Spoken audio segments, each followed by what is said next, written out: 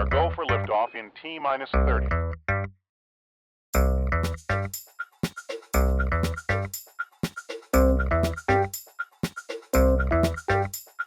Please stand by.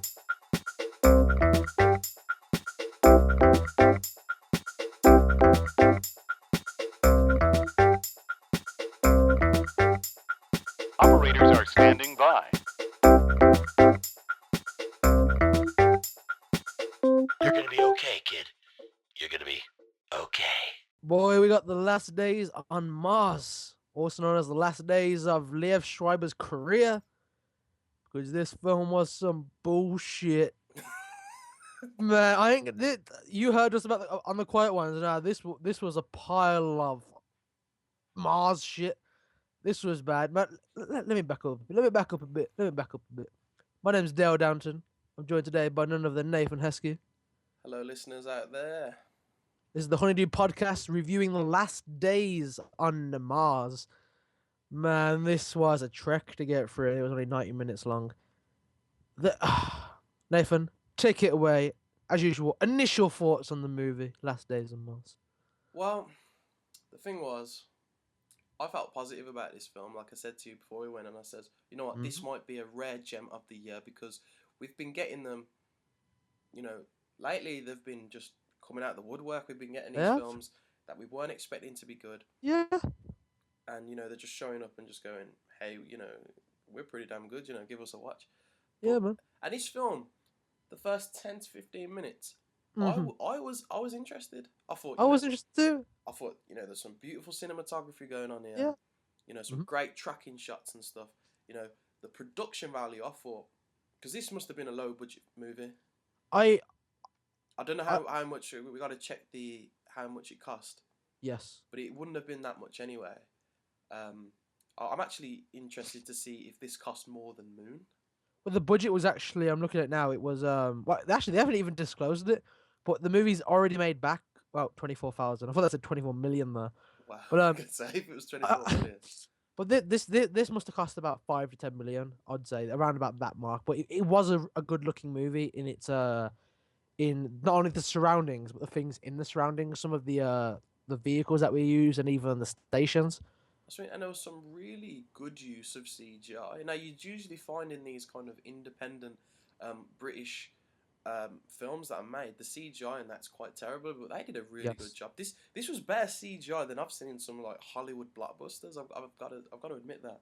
But like I said, first 10 to 15 minutes, I thought this film, it was half decent. Yeah. Where's the catch? Where's the catch, Nathan? The catch came in and it caught us, by the balls. completely. Well, yeah, basically. Man, this film got really boring, and it got really boring fast. I'm really stupid as well. Just silliness all over the place. This and the plot. There is a plot there, but I'm on IMDb right now, and it says there's a plot, and I'm trying to fathom it. But this story right now, The Last Days of Mars. Well, it takes place on Mars, obviously, but also it's about a group of astronauts that are collecting specimens, and they find a specimen, and it's not quite what they were prepared for. This is a combination of The Walking Dead in some ways, Dead Space, like you said. I got a bit of Alien from it as well. Yeah, there's a bit of Mass Effect. Like, if people out there who are listening who have played the original Mass Effect, and you're in the moon buggy thing when you go down to the planets, there's a very similar vibe there where you go around searching. And at one point, I thought this could have been passed off as a Mass Effect fan film because, it had that kind of feel. But the reason it's good at the beginning is because it felt a lot like Sunshine. Remember the Danny Boyle movie back in 2007, Sunshine? I sure do. Where it was a very grounded. I say grounded as much as I can with a science fiction movie, but it's got a very, I guess, simplistic idea. It's setting up these characters, and everything's going smoothly. And then you know what they do? They do the same thing that they did in Sunshine. They introduce a slasher horror type element, and it makes the movie absolutely fucking stupid. It ruined the movie. It did because it felt like it was this movie. The last part, it felt like a B movie. This felt like an episode of Doctor Who. One of the worst and ones. The thing is, it actually started off where it didn't feel like a B movie. Yes, It they did. wasn't that type of high standard. It weren't there at the beginning, but it was all right. Like I said, it was half decent, and then as the script got terrible. That story element just got silly. But what made it worse? Everything started going wrong in this film. The Everything.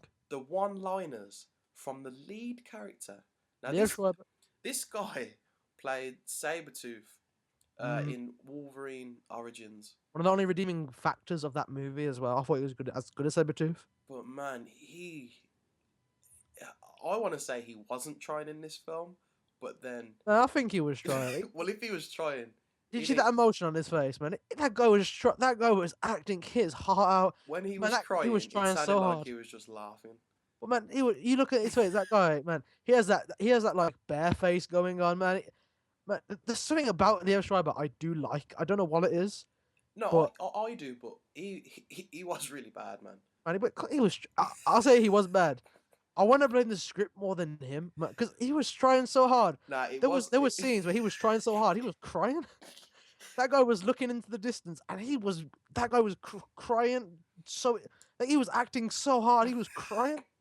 He Nah, was like, "Oh, come on, man, I come think on, man, I think he needs to go back to acting school and oh and man." re-go over the basics. I mean, yeah, no, definitely it was down to the script. In all seriousness now, the script was really bad, and it was just his character. His character was made up of, just horrible one-liners and that Mhm. cliche dialogue with other characters. And I mean, he's the lead character. You're supposed to like the lead character. The You're main guy. you're supposed to find them interesting, and you're supposed to care about them. I didn't care about them. I cared more about one of the secondary characters called Kim. Now Yes. she was the only one who had any sense on this expedition. You had the captain of the crew. What was his name now? Captain Expendable. Captain something anyway. Captain Stupid, and he's sending people off doing. He's making these silly, ridiculous amateur mistakes, and he's getting everyone in trouble. This And- guy has been trusted. No, this guy has been trusted to lead a group into fucking Mars, and this guy is sending the least. This guy is sending the most broken man rappelling down mountains, Exactly. going a through man little that's- shuttles. He's got like He's claustrophobic, man. I'm telling you that's what it is. Yeah, he's going through some trauma from something that happened in his past on the way to the planet, and he's having these panic attacks and whatever. Yeah. And then he's going, "Are you all right?" And then, of course, he's not No, all right. It's what a No, I'm stupid not fucking question. alright, man. I'm freaking out here. I ain't alright. What a But, stupid question to ask. But I'm wondering, this guy's obviously he's got something wrong with him. Either he's scared of something. Leo Schreiber's scared of something, man. He's scared of being in this goddamn movie. But this guy is. I got the impression he was scared of just close surroundings, claustrophobia. Well, it But ties into his backstory where Yeah. something happened on that Aurora ship which they came on, because that character Lane, who there's a kind of romantic kind of thing going on, which just fails. Yes, It's just- implied. It's heavily it's implied. implied, but it just falls flat on its face. She was Um, hot. I mean, yeah, she was one of the positives of the film, but I mean, even that wasn't enough to I was just sitting there really bored. Just Well, I'm wondering why incredibly you sent bored. Well, I'm just wondering why you send a claustrophobic man into space.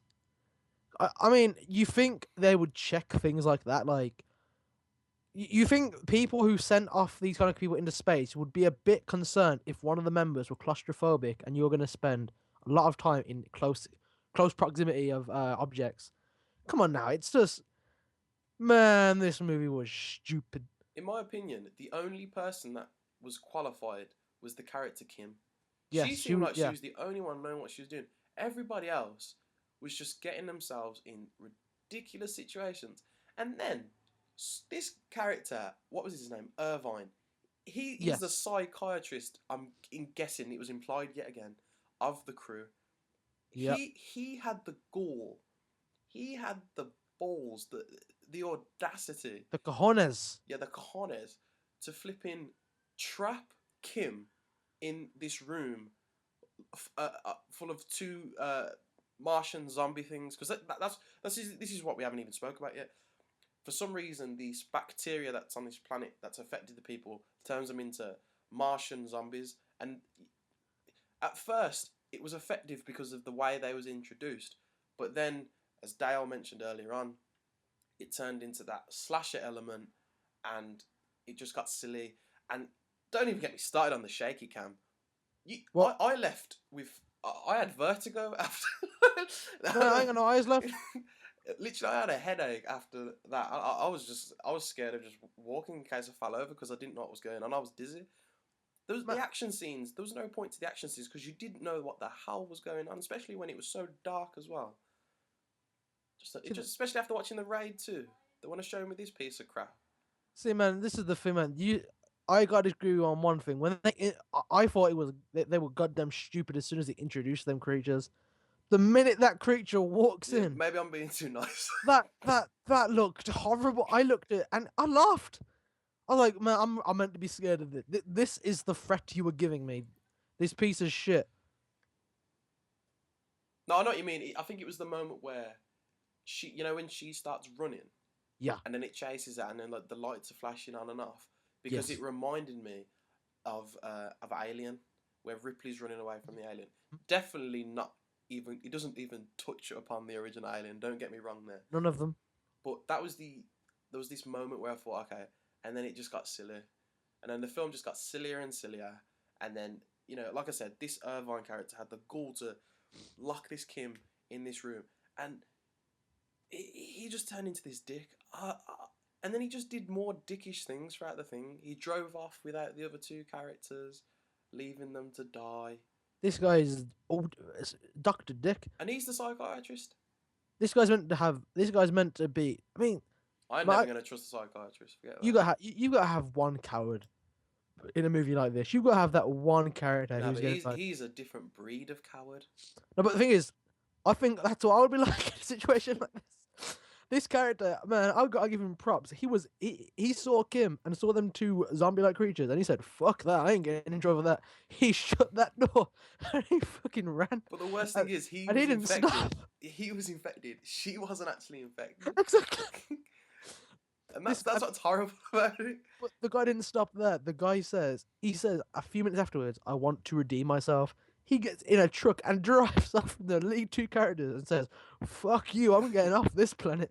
You guys, I'm infected as well. And I'm still getting off this planet. You guys can stay here." He even had the cheek, as soon as he did that to Kim, and he runs out, closes the airlock door, and then Liv Schreiber's character goes, "Where's Kim?" And goes, "Oh, she didn't make it. She didn't make it. No, you killed her." But no one tries to kill anyone in this film. Exactly, and then people are just throwing these zombies on the ground. No, has no one learned to smash goddamn schools? It takes one hit blow from a rock to kill these things, and these people are just running like, just running away like fucking babies. Liev Schreiber is about 200 pounds, and he can't take on a 90-pound suck of shit. Exactly. Even this is where it really annoys me now, and just elaborating on what you've just said. Even when that first Martian zombie thing is introduced, the very first one of the early crew members goes over to it and says, calls its name and everything and sees if it's alright. Even the zombie, who has no brain, like no sense, no logic, somehow manages to pick up a flipping drill, know how to work the drill, and flipping penetrate this guy into the stomach, literally stab him and turn this thing on. But no one else thinks, "Oh yeah, let's grab a blunt instrument and just smack these things until they stop moving." Sorry, but whoever wrote this script, I got to check out what else this guy's wrote. Clive Dawson. I don't know if he's written anything else, and hopefully this is the last days of his career. But this was bad, man. I mean, I'm please, people, do not go and see this, because there's a lot more people seeing it than I thought would be seeing it. But please, please, man, definitely not don't the go and worst see film. this movie. Definitely not the worst film of the year, but it's first not sci-fi film though. I know it's the first sci-fi film, and it's just such a shame that it started off good, and it had such good CGI at times, good cinematography. There was some nice, really beautiful shots in this film. Yes. And it did have some nice moments, but yeah, that was just at the beginning, and it just failed.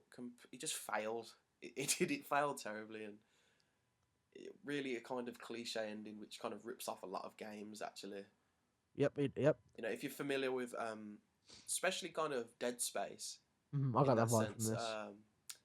And yeah, stuff like that. I mean, actually, even a Halo. There's actually a Halo kind of That's vibe, shit. the original Halo. I'll tell you what, man. That thing I gotta say about this is just don't go and see this and leave Schreiber. Come on, man. I might be the only guy now who backs your case. Even after this, I'm still patting you up. Man, I was expecting them to find Wolverine in one of these mountains.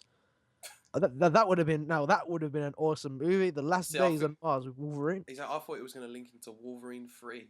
Yeah. Wolverine 3, the Martian Wars or something, where Wolverine gets sent to Mars and, whatever, I don't know. I would have loved to have seen that film as well because it would have been at least it would have been more stupid than this film, but it would have been more fun as well. I was expecting to see John Carter on this. Like, Yeah. John Carter just comes around and saves everyone. That would have made the film wicked. I was waiting for the Doctor. Yeah, that TARDIS. Where's the Doctor nowadays, man? See, this is a thing we spoke about. If anyone out there is a Doctor Who fan, Maybe. don't bother going to watch this film. Stay at home. If you've got Netflix or you've got the DVDs, put on The Waters of Mars, because that episode does everything that this film tries to do, but 10 times better. Yeah, but the doctor didn't save these people because these people were goddamn stupid. Even the Doctor's got a policy of stupidity. The Doctor But would have man- just got in his TARDIS and went. He just Clara, let's go back. Fuck them. I would have left Clara, to be honest with you. Yeah, I would have left Clara on there. I would have done exactly what they did to Kim, but with Clara. Man, but I'll tell you what, man. I'm glad we got this film out of the way. It's not the worst film of the year, but it's definitely a very bad film. Please do not go and see this. Yeah, And don't. I think that's all we've really got to cover. But for now, thank you guys for watching. Give this like a like and subscribe. Comment below what you thought of the movie. Yeah, if and you also- liked it, just let us know, because I'd love to hear other people's opinions on, if you did like it. And what you like about it and what we could change about, because we're still in the changing process of setting up this channel and everything. Yeah, if the Well, videos are too long or any feedback will help. Well, that's all she wrote. My name is Dale Downton. And I'm Nathan Heskey. This has been the Honeydew Podcast. Thank you for listening, folks. Bye bye. Once more with feeling.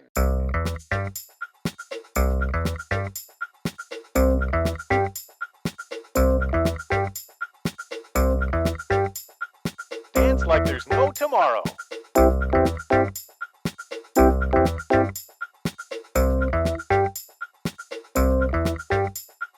Really, really good. Can